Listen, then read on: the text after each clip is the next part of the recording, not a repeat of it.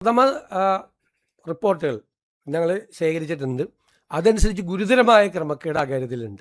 ഒന്നൊരു GST വെട്ടിപ്പ് നടന്നിട്ടുണ്ട്. 2, ആ വെട്ടിപ്പ് നടത്തിയത് കഴിഞ്ഞ ഗവൺമെൻറ്റിൻ്റെ കാലത്ത് തന്നെ കണ്ടുപിടിച്ച് നോട്ടീസ് കൊടുത്തിട്ടുണ്ട്.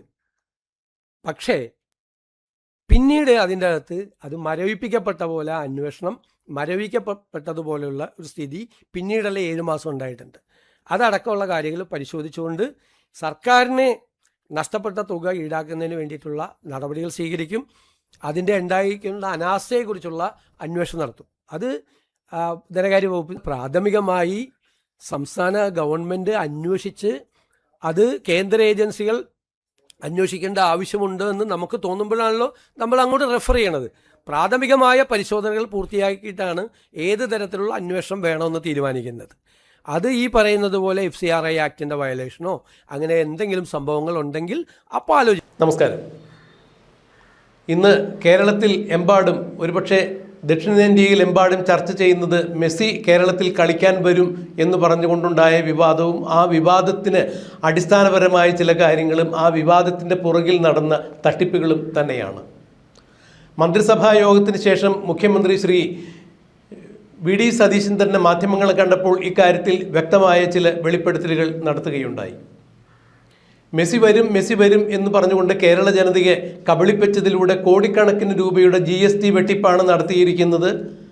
ഇതിന് പിണറായി വിജയൻ സർക്കാർ കൃത്യമായി കൂട്ടുനിന്നു. അതിൻ്റെ വിശദാംശങ്ങൾ സ്പോർട്സ് കാര്യ സെക്രട്ടറി തനിക്ക് റിപ്പോർട്ട് നൽകിയിട്ടുണ്ട് എന്നാണ് VD സതീശൻ പറഞ്ഞത്.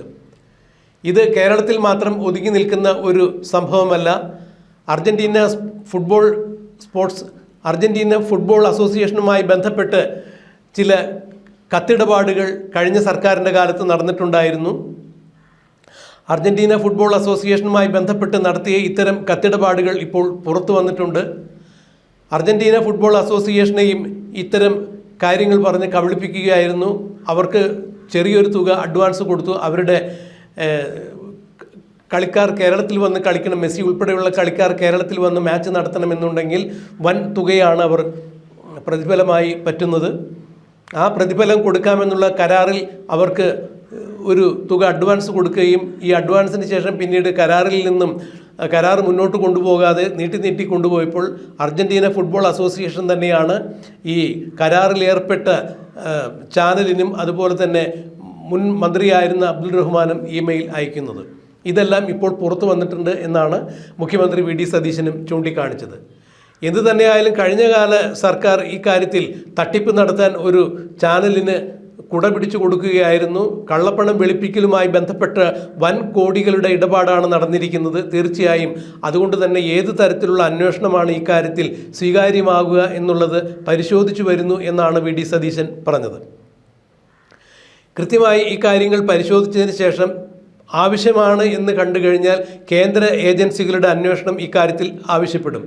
കാരണം മറ്റൊരു വിദേശ രാജ്യവുമായി ബന്ധപ്പെട്ട് നടന്നിട്ടുള്ള സാമ്പത്തിക ക്രയവിക്രയങ്ങൾ ഇക്കാര്യത്തിൽ ഉണ്ട് എന്നുള്ളതിനാൽ FCRI ആക്ടിൻ്റെ വയലേഷൻ ഈ കാര്യത്തിൽ, അതായത് വിദേശ നാണയ വിനിമയ ചട്ട ലംഘനം ഈ കാര്യത്തിൽ നടന്നിട്ടുണ്ടോ എന്നുള്ളത് പരിശോധിക്കപ്പെടേണ്ടതാണ്. അങ്ങനെയെങ്കിൽ തീർച്ചയായും ഇത്തരം കുറ്റകൃത്യങ്ങൾ അന്വേഷിക്കുന്ന നാഷണൽ ഏജൻസികൾ തന്നെ ഇക്കാര്യവുമായി ബന്ധപ്പെട്ട് അന്വേഷിക്കേണ്ടതായി വരും. രാജ്യാന്തര സംഘടനകളുമായി ബന്ധപ്പെട്ടിട്ടുള്ള ഒരു കാര്യമായതിൻ്റെ പേരിൽ ഇതിൽ എവിടെയെങ്കിലും രാജ്യദ്രോഹപരമായ അല്ലെങ്കിൽ രാജ്യത്തിന് ഹിതകരമല്ലാത്ത ഏതെങ്കിലും തരത്തിലുള്ള പ്രവൃത്തികൾ നടന്നിട്ടുണ്ടോ എന്നുള്ളത് അന്വേഷിക്കുന്നതിന് NIA പോലുള്ള ഏജൻസികളുടെ അവരുടെ സേവനം ഇക്കാര്യത്തിൽ ആവശ്യപ്പെട്ടേക്കാം.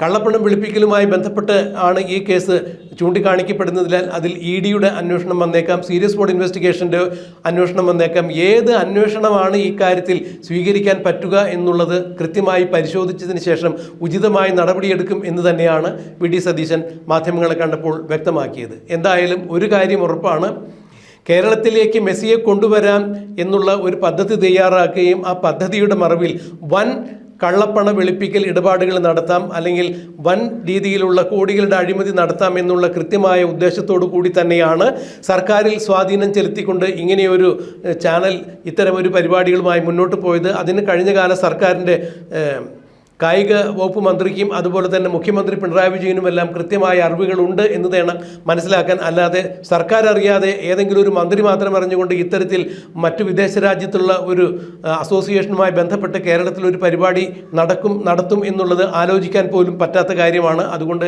ഇതിൽ കൃത്യമായി പിണറായി വിജയന് പങ്കുണ്ട് എന്ന് തന്നെയാണ് വി ഡി സതീശൻ്റെ വാക്കുകളിൽ നിന്നും മനസ്സിലാക്കാൻ സാധിച്ചത്. ഇത് വലിയൊരു അഴിമതിയാണ്.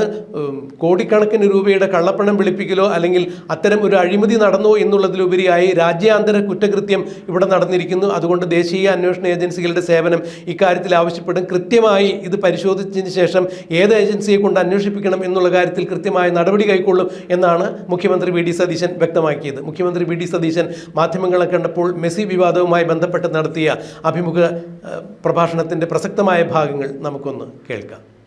കായിക വകുപ്പിൻ്റെ ഒരു റിപ്പോർട്ട് എൻ്റെ കയ്യിൽ കിട്ടിയിട്ടുണ്ട്.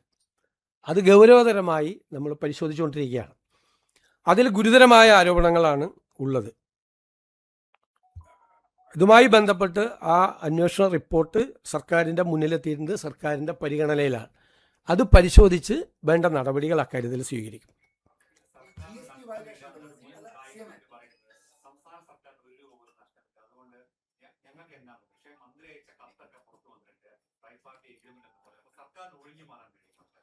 സർക്കാരിനെ ഒഴിഞ്ഞു മാറാൻ കാരണം സർക്കാർ ഇതിൻ്റെ ഭാഗമല്ല. കേരളത്തിൽ വന്ന് മെസ്സി കളിക്കും എന്ന് പറഞ്ഞ് ഇപ്പം ഇത് തന്നെ കൊടുത്തത് ഇവരുമായിട്ട് എഗ്രിമെൻറ്റ്, അർജൻറ്റീനൻ ഫുട്ബോൾ അസോസിയേഷനുമായിട്ട് എഗ്രിമെൻറ്റ് വയ്ക്കാൻ ഒരു സ്വകാര്യ സ്ഥാപനത്തിന് അനുമതി കൊടുത്തതിൻ്റെ പ്രൊസീജിയർ എന്തായിരുന്നു പ്രൊസീജിയർ? എക്സ്പ്രഷൻ ഓഫ് ഇൻട്രസ്റ്റ് വിളിച്ചിട്ടാണോ കൊടുത്തത്? ഒന്നുമല്ലല്ലോ കൊടുത്തത്. ഒരു കമ്പനിക്ക് അത് കൊടുത്തു. വിപണി മൂല്യനിർണ്ണയമോ സാമ്പത്തിക ശേഷിയോ ഫണ്ടിൻ്റെ സ്രോതസ്സോ ഒന്നും പരിഗണിച്ചിട്ടില്ല. ഒരു കാര്യവും പരിഗണിച്ചിട്ടില്ല. പിന്നെ ഇത് സംസ്ഥാന ഗവൺമെൻറ്റും യഥാർത്ഥത്തിൽ ഇതിൻ്റെ പല കാര്യങ്ങളും അറിഞ്ഞിട്ടുണ്ടോ? പരസ്പര വിരുദ്ധമായ പ്രസ്താവനകളെല്ലാം ധാരാളം വരുന്നുണ്ട്. അപ്പം ഞങ്ങളത് പരിശോധിച്ചുകൊണ്ടിരിക്കുന്നതല്ലേ. പരിശോധിക്കുന്നതിന് മുമ്പ് തന്നെ എൻ്റെ മുമ്പിൽ ഒരു പരാതി കിട്ടിയപ്പോൾ തന്നെ ഞാൻ ഏതോ സ്ഥാപനത്തെ പൂട്ടിക്കാൻ വേണ്ടി ഇറങ്ങുകയാണെന്ന് പറയും. എൻ്റെ കയ്യിൽ കിട്ടിയിട്ടേ ഉള്ളൂ, ഞാൻ ഒന്നും ചെയ്തിട്ടില്ല അതിന് മീത്. അത് പഠിച്ചുകൊണ്ടിരിക്കുന്നതല്ലേ, ഞങ്ങൾ പരിശോധിച്ചുകൊണ്ടിരിക്കുന്നതല്ലേ എല്ലാ മാർഗത്തും.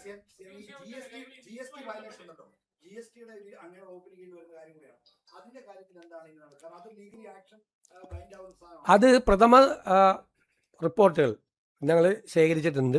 അതനുസരിച്ച് ഗുരുതരമായ ക്രമക്കേട് അക്കാര്യത്തിലുണ്ട്. ഒന്നൊരു GST വെട്ടിപ്പ് നടന്നിട്ടുണ്ട്.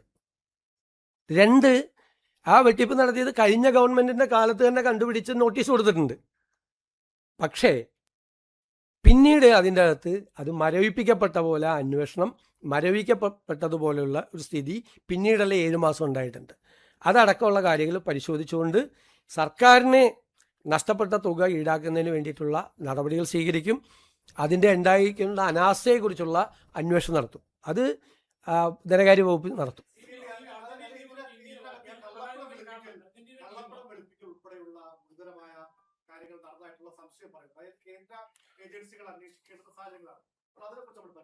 അത് നമ്മൾ എല്ലാ കാര്യങ്ങളും പരിശോധിച്ചിട്ടുള്ള ഉചിതമായ നടപടി സ്വീകരിക്കുക. കാര്യത്തിൽ ഗുരുതരമായ ആരോപണങ്ങളാണ് അതുമായി ബന്ധപ്പെട്ട് വന്നിട്ടുള്ളത്, ശ്രദ്ധയിൽപ്പെട്ടിട്ടുള്ളത്. പ്രാഥമിക പരിശോധിച്ച് ഉചിതമായ നടപടികൾ സ്വീകരിക്കും.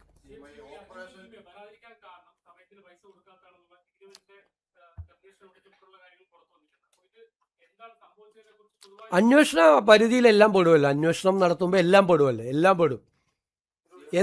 എത്ര രൂപ അവിടെ കൊടുത്തിട്ടുണ്ട്, അതിൻ്റെ ആ ഫണ്ടിൻ്റെ സോഴ്സസ് എന്താണ് എന്നൊക്കെ അറിയണമല്ലോ. ഒരുപാട് കാര്യങ്ങൾ അറിയാനുണ്ട്.